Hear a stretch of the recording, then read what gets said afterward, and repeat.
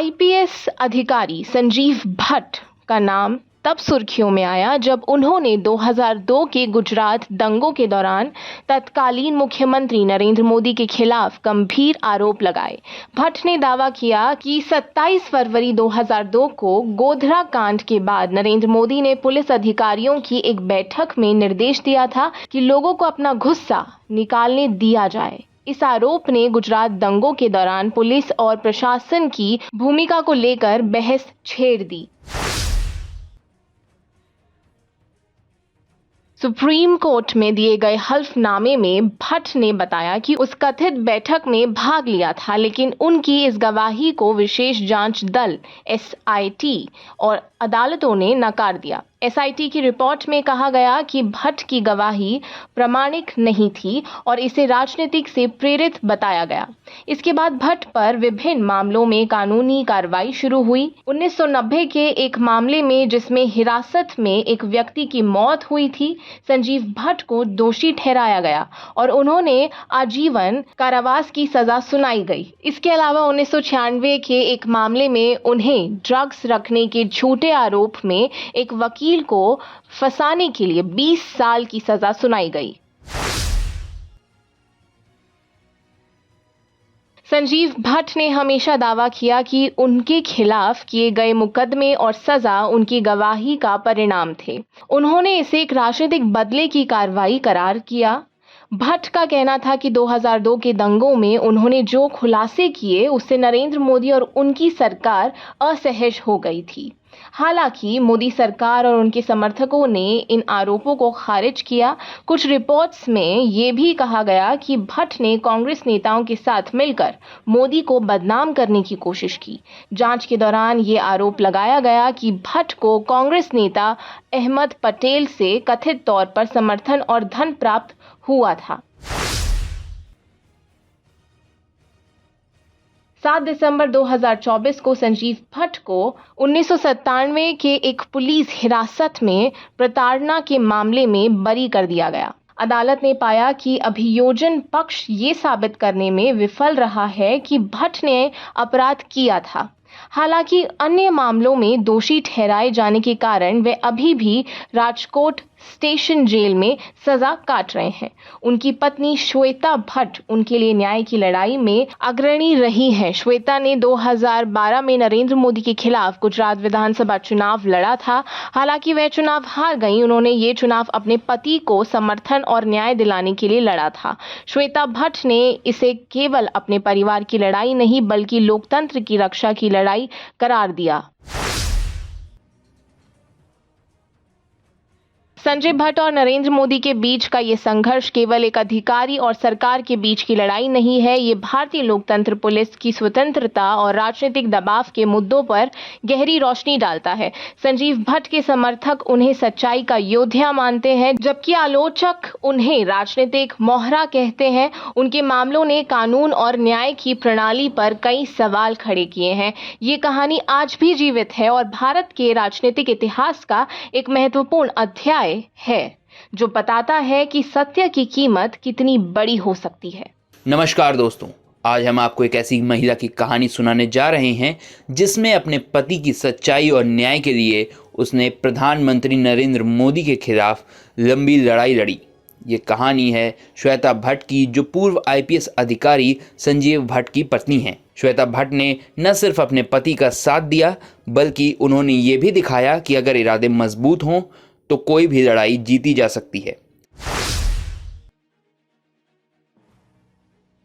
संजीव भट्ट एक senior IPS अधिकारी थे जो 1988 बैच के गुजरात कैडर से थे। 2002 में गुजरात दंगों के दौरान उन्होंने तत्कालीन मुख्यमंत्री नरेंद्र मोदी के खिलाफ गवाही दी थी। भट्ट ने आरोप लगाया था कि मोदी ने पुलिस अधिकारियों को निर्देश दिए थे कि वे दंगों के दौरान हिंदुओं को अपना गुस्सा उतारने दें। उनकी इस गवाही के बाद उनकी जिंदगी पूरी तरीके से बदल गई। उन्हें निलंबित कर दिया गया और बाद में 2011 में सेवा से बर्खास्त कर दिया गया। संजीव भट्ट को 2018 में 1990 के एक पुराने मामले में गिरफ्तार किया गया। उन पर आरोप लगाया गया कि उन्होंने हिरासत में एक व्यक्ति को प्रताड़ित किया था, जिसके बाद उसकी मौत हो गई। लेकिन श्वेता भट्ट का मानना था कि ये मामला पूरी तरीके से राजनीति से प्रेरित था। श्वेता ने अपने पति के लिए न्याय की लड़ाई शुरू की। उन्होंने कहा, ये सिर्फ मेरे पति की बात नहीं है, ये एक ईमानदार अधिकारी को चुप कराने की साजिश है। श्वेता भट्ट ने अपने पति को जेल से बाहर निकालने के लिए हर संभव प्रयास किया। उन्होंने अदालत में कई याचिकाएं दायर की और लगातार मीडिया और जनता के सामने अपनी बात रखी। श्वेता ने गुजरात हाई कोर्ट से लेकर सुप्रीम कोर्ट तक हर मंच पर अपने पति का बचाव किया। उन्होंने कहा कि उनके पति के खिलाफ लगाए गए आरोप झूठे हैं। श्वेता ने यह भी आरोप लगाया कि मोदी सरकार ने अपने राजनीतिक हितों के लिए उनके पति को निशाना बनाया है। श्वेता ने जनता के बीच अपने पति की कहानी को पहुंचाया। उन्होंने बताया कि कैसे एक ईमानदार अधिकारी को सच्चाई के लिए सजा दी जाती है। उनका संघर्ष महिलाओं के लिए एक प्रेरणा बन गया। श्वेता ने कांग्रेस समेत कई विपक्षी दलों से भी समर्थन मांगा। कई मानवाधिकार संगठनों ने भी उनकी लड़ाई में समर्थन दिया। 2012 में श्वेता भट्ट ने नरेंद्र मोदी के खिलाफ गुजरात विधानसभा चुनाव लड़ने का साहसिक कदम उठाया। उन्होंने अहमदाबाद में मणिनगर सीट से चुनाव लड़ा, जहां मोदी खुद उम्मीदवार थे।